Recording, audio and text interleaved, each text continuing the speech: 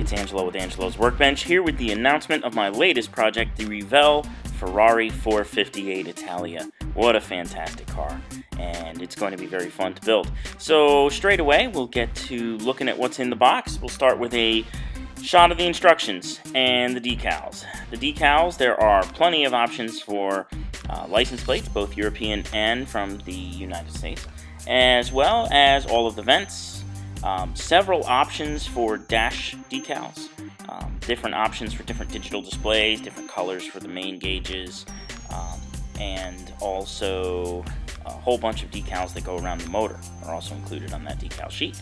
We have the typical Revell list of all the parts, and then we get right into building the engine.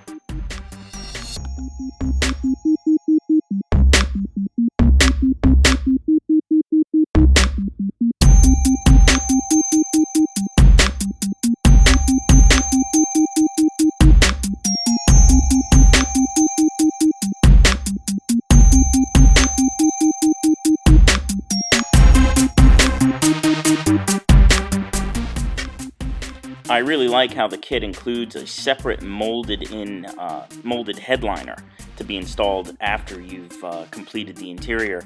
It makes the roof of the car look very realistic, both from the outside and the inside. The chrome parts, which you'll see here, there are way too many chrome parts. The wheels I'm going to leave chrome because I have a plan for those that you'll see later on in the video. But the rest of the parts are going to get stripped, and if I do want them chromed, I will chrome them myself. The body was very clean, just minor mold lines in the typical areas, the back corners, the front corners, and along the sides near the window trim.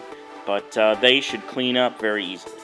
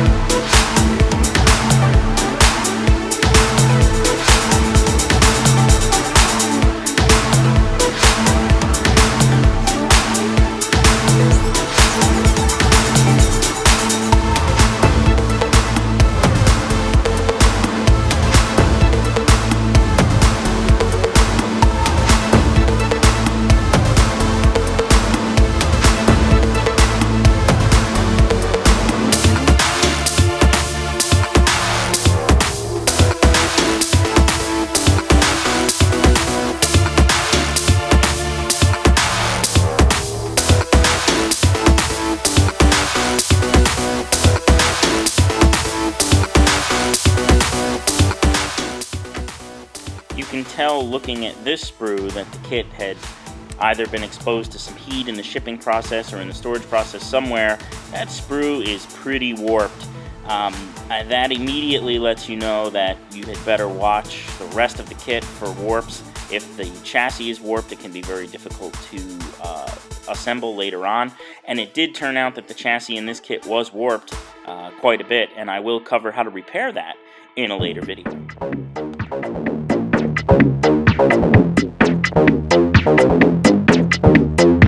Yeah.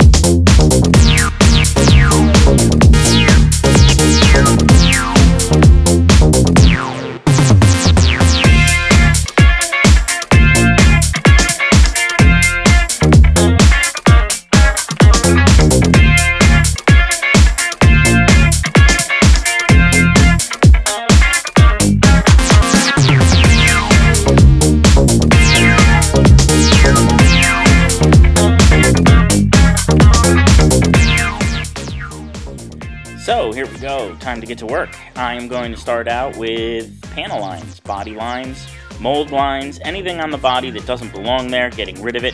I start by marking the mold lines with a marker so that I can tell as I sand through them that they are in fact gone. And then once we get into the sanding process, I will make sure that all of the areas are smooth that need to be smooth. If there's any sink marks, any recesses in the plastic, any funky things on the body, they'll get taken care of with putty and sanding. And then it will be ready to go for the panel line process, which will be coming up in a few minutes. And then after that, we go to primer.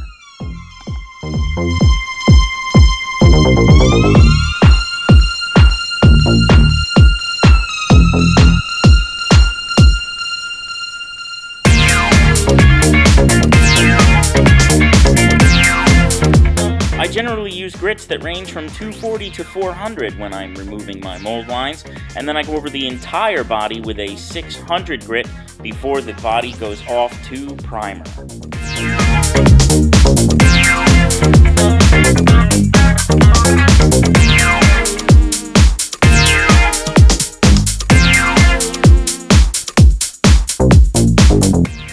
Here are the tools I use for my panel lines. I use a panel scriber pen and then a panel scriber tool. I use the pen first because it's a little easier to control, to make the line a little deeper, and then I use the panel scriber tool to make the line a little wider.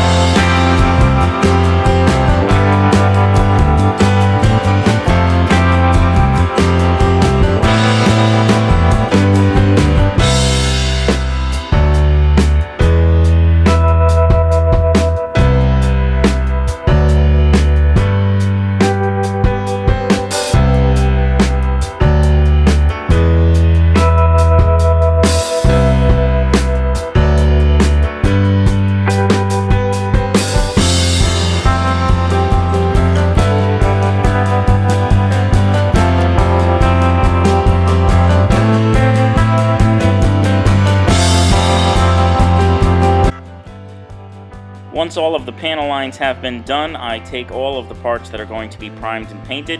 I give them a good wash in dishwashing detergent, which removes any mold release agent from the plastics, so it won't fisheye my primer and my paints, and then it goes off to the paint booth for primer.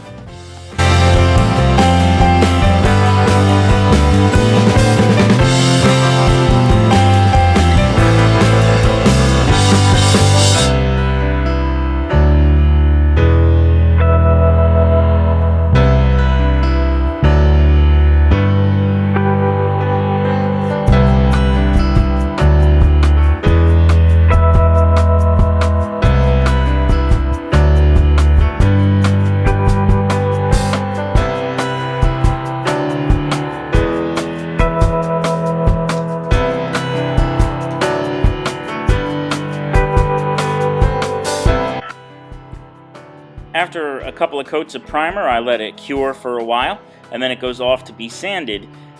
In this vehicle, I'm going to use a red stripe along the bottom of the car, and it's easiest to paint the bottom of the car red now, which I did off camera due to a filming error.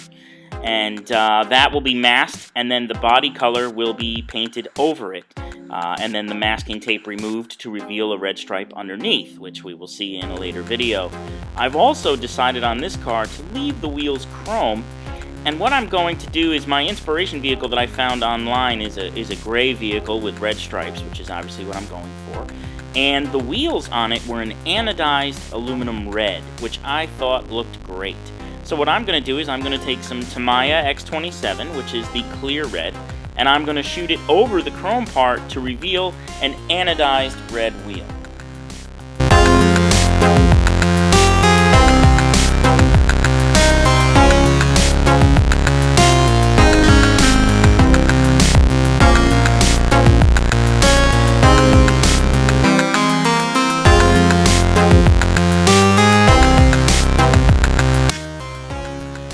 And as we finish up the clear red over the chrome, you'll see the wheel has been transformed into an anodized red wheel.